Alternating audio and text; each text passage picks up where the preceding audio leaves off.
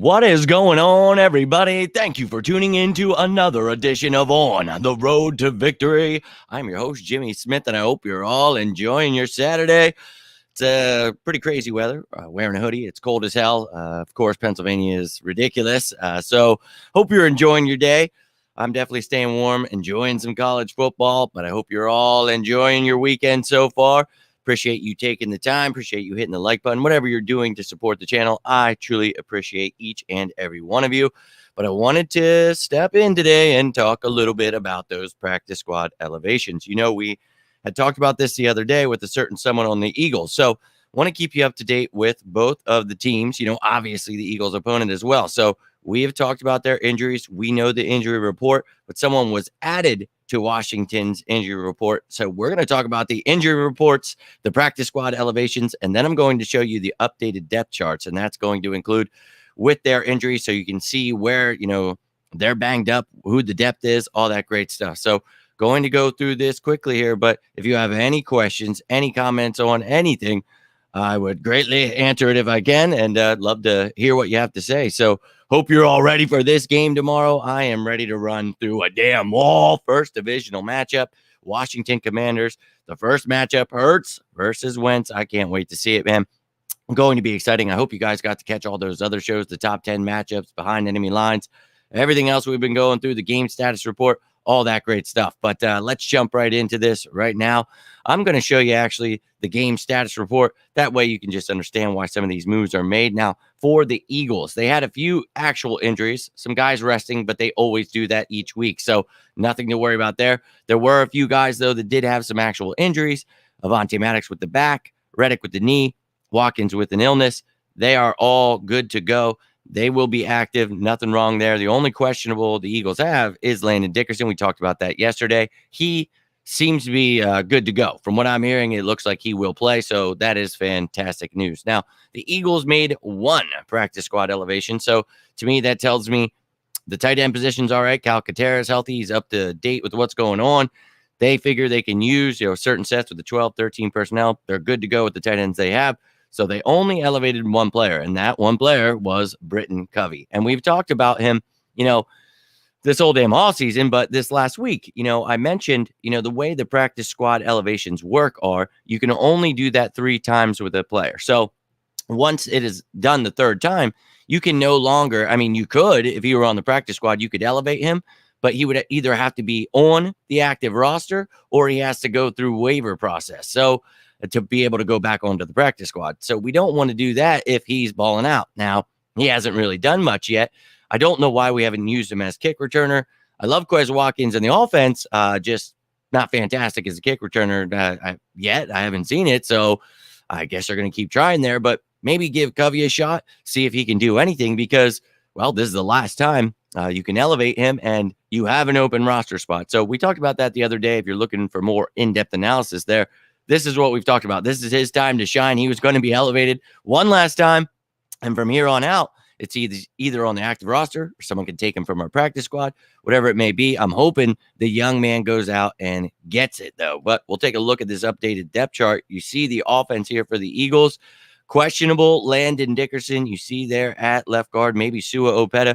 Maybe you put someone like a Jack Driscoll there. Maybe they like Josh Sills a lot. Throw him in there. Maybe Cam Jurgens did so great. Maybe he'll look good at guard. I don't know what they're going to do, but it would probably be Opeta in my opinion. But I do love Jack Driscoll.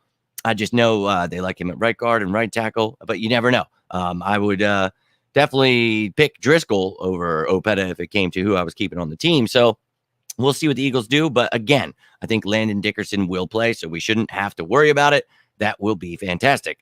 Now, we do have a 5th wide receiver, essentially, with Britton Covey there. So he is added to this offense. But beyond that, you know, no Togiai this week. So you've got your Y-type tight end in Dallas Goedert, your F-type in Calcaterra, and your H-back in Stoll. So you've got some nice versatility there with the tight ends. Can't wait for Tyree. He's eligible to come back week 5. We'll see if he's healthy enough. Really excited to see him in this offense. But having Covey here, that's great. Now, this defense, no changes were made. No major injuries to look out here. So you see here, obviously, Derek Barnett was placed on IR. We added Robinson. But other than that, there's your defense. And then the special teams with Covey there. Obviously, he adds that return specialist. So we're hoping that this young man can do something here, and I would really try him out at kick returner. We'll see what the Eagles decide to do, but that's just my opinion. I'm hoping he gets a chance, in the return game, and Carson's not just throwing up interceptions the whole time. But I would like to see some punts. Yo, my man, Jock Doc, I was born ready, my man. Is the wall ready is the real question, my man. Hope you're doing well. Hope you're having a great weekend. My man, Raekwon in the building. Let's go. You know it, my man. Fly.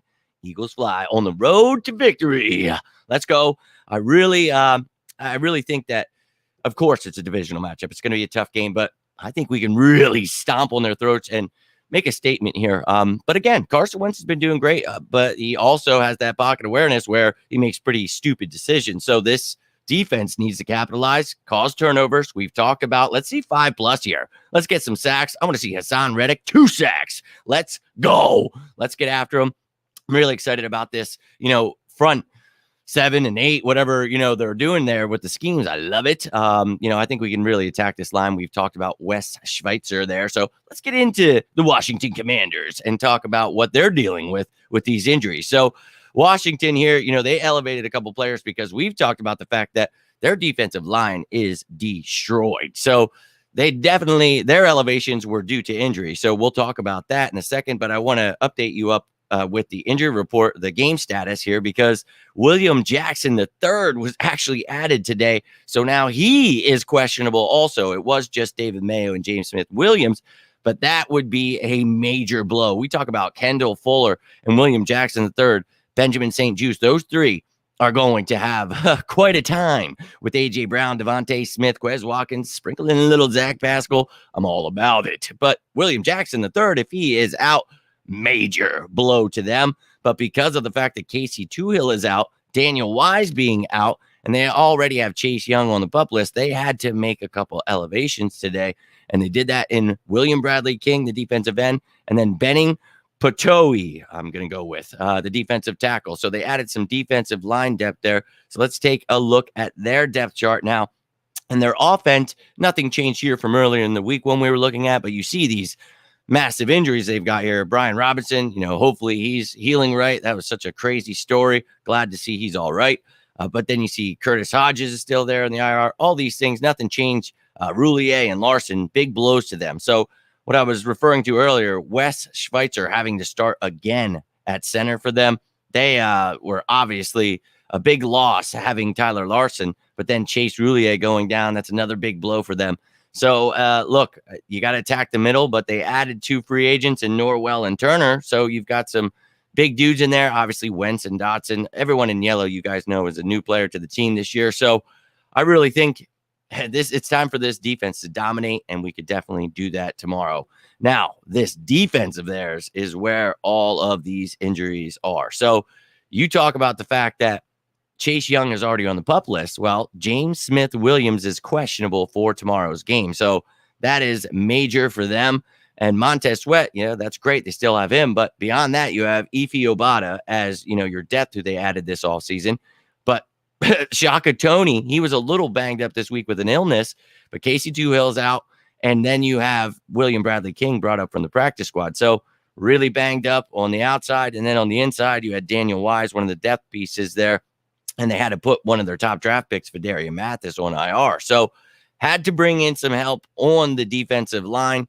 You see they're, David Mayo getting a few snaps there, not technically a starter there, but he is banged up. And then William Jackson III, if Christian Holmes has to step in, or maybe Rashad Wildgoose, that would not go well for the Commanders. So never want to see anybody banged up, but that is definitely something the Eagles need to capitalize on, and I think they can. And here is their return game and their specialist just to show you the whole depth chart there. But we've talked about this throughout the week. I hope you were able to catch up on all the shows. Attack, man. They are 5th in yards allowed per game in the run, 157. And they are the worst team in yards given up per carry. So yards allowed per carry is what? 7.5? That's horrible. Yeah. Run the ball. Run the damn ball. Please and thank you. And then open up the playbook, allow Hurts to do his thing too. I think it's time to see what this offense can do. But I appreciate each and every one of you taking the time. Yo, my man John in the building. I'm just about to roll out, my man, but wanted to keep you guys up to date with the practice squad elevations and, of course, the updated depth chart. So I hope you all enjoyed it. If you got something from it, do me a favor, hit that like button. You can always subscribe to the channel. But if you have any questions, comments, what is up, my man Mitch in the building? Nice to see you, dude. Hope your weekend is going well. Eagles 41-24, John says. Love it, dude. Let's go. Want to see Jordan Davis? I want to see them all. I want to see Reddick getting a few. I want to see everybody getting some. So let's go. Tomorrow I'll be back. We'll be talking pregame. I'll be back at halftime, and then we'll have a postgame. But the pregame, give you my score prediction, all that stuff. We'll talk about everything you want to know, need to know, all that great stuff. But if you need me in between that time, you know you can always reach out to any of these platforms. Love to talk some birds with you, life, whatever it is. Thank you for taking the time. Hope you're all having yourselves a great weekend. But I am Jimmy Smith, and this is On the Road to Victory. You all stay safe out there. And as always, go Birds!